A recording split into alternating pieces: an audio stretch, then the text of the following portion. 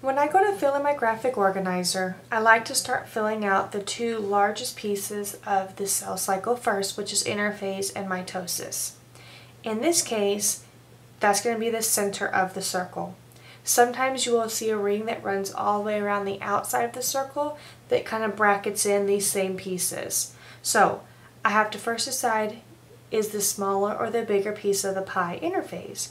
Well, from what I learned earlier, I know that interphase is where a cell spends most of its lifetime, so it's going to be the bigger piece of the pie. So I'm going to fill that in first. So then the remaining piece is the small time period in which the cell is actually dividing, and that's mitosis. Okay, next I'm going to go in, I'm going to fill in my three parts of interphase, and so it's G1, S, and G2. So I kind of think of it as a sandwich. Okay, the S is in the middle and the G1 and G2 are like the bread.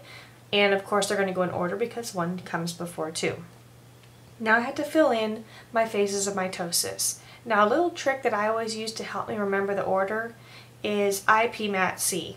So I is for the three parts of interphase, and then PMAT is mitosis. So PMAT, P for prophase, M metaphase, A anaphase, and T telophase. And then the last part, C, is cytokinesis, which is where the actual cytoplasm or cell divides, which is a little bit different from mitosis because mitosis is the nuclear part of the cell dividing. And that's it. You have now filled in your graphic organizer.